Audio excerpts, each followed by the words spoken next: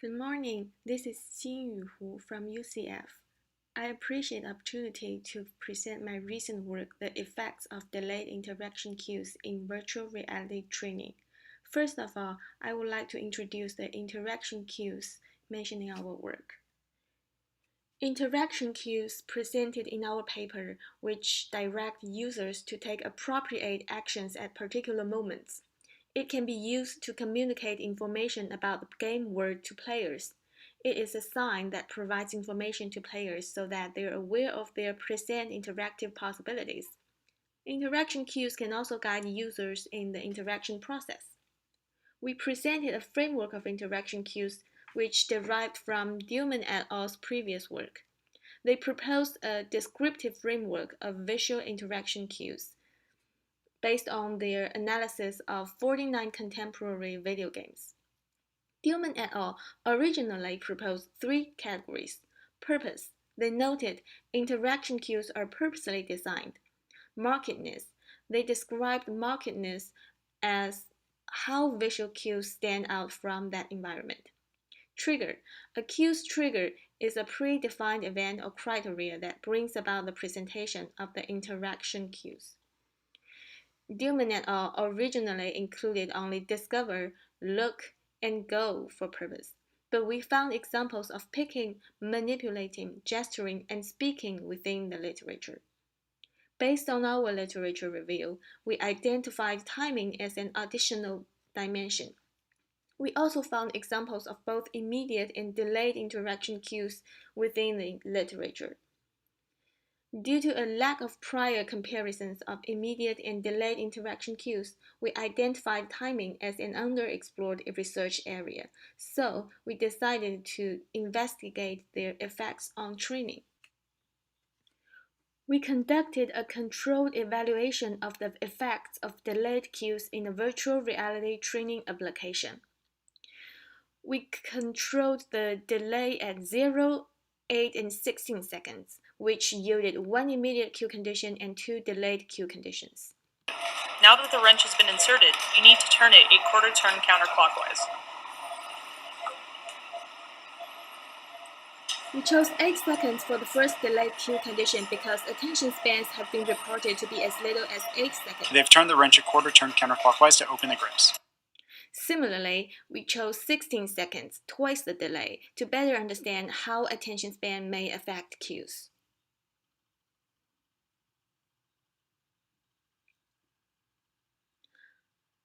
Our study's independent variables was the delay at which the VR training application's interaction cues were presented after being triggered. The delayed cue condition was the independent variable of our study. Our study's dependent variables, including efficiency, which is concerned with the time and resources used during training. The VR training application used in this study was previously designed and could capture several efficiency metrics, including the number of physical errors, sterility breaks, and total training time. Effectiveness is concerned with the acquisition, retention, or transfer of skills and knowledge from training to practice. We designed our study to focus on knowledge acquisition based on a post-training knowledge test. We were also interested in subjective responses. After the VR training experience, we administered the simulator sickness questionnaire, the spatial presence experience scale, the system usability scale, and questionnaires regarding the scenario fidelity and body ownership aspects of the VR training experience. We hypothesized that the 0-second condition would result in the most efficient training, the least training time and fewest training errors because users would not need to wait for the interaction cues and would not make mistakes while waiting. We hypothesized that the 8-second condition would result in the most effective training based on prior results suggesting that active exploration and error encouragement are effective training elements. We believed that the 8-second condition would allow more active exploration and would encourage more errors than the 0-second condition.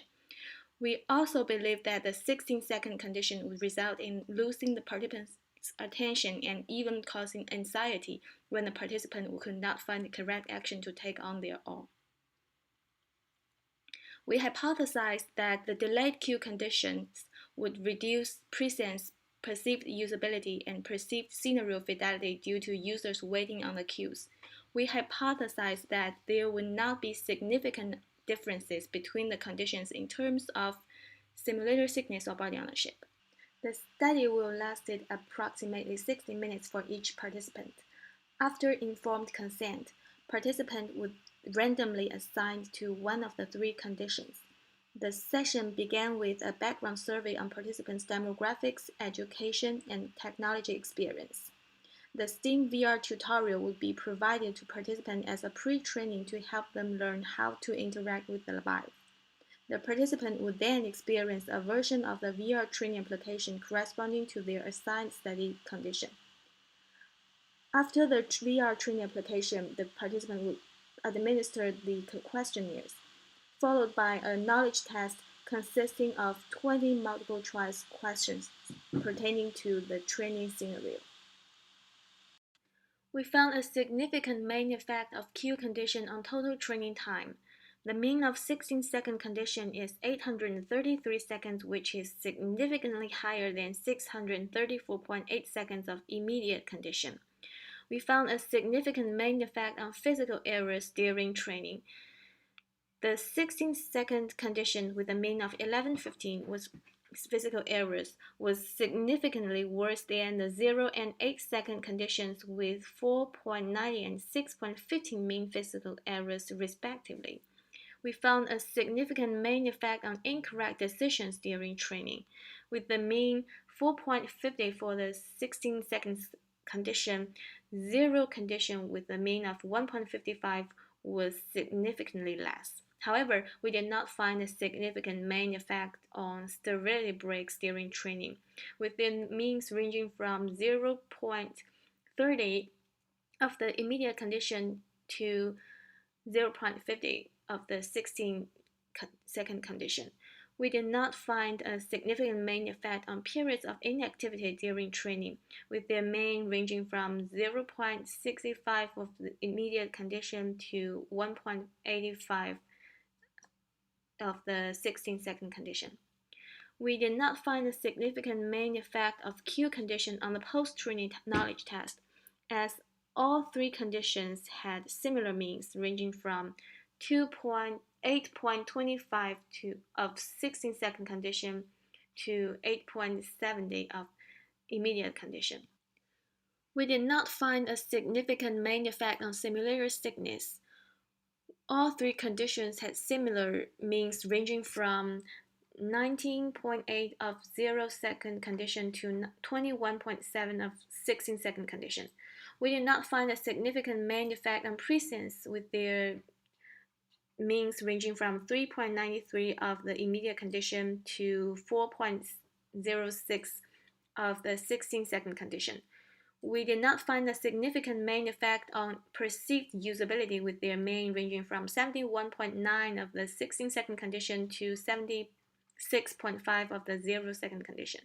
We did not find a significant main effect on perceived scenario fidelity, with their mean ranging from 3.76 of the 8-second condition to 3.96 of the 16-second condition. We did not find a significant main effect on body ownership, with their similar mean ranging from 3.51 of the immediate condition to 3.79 of the 16-second condition.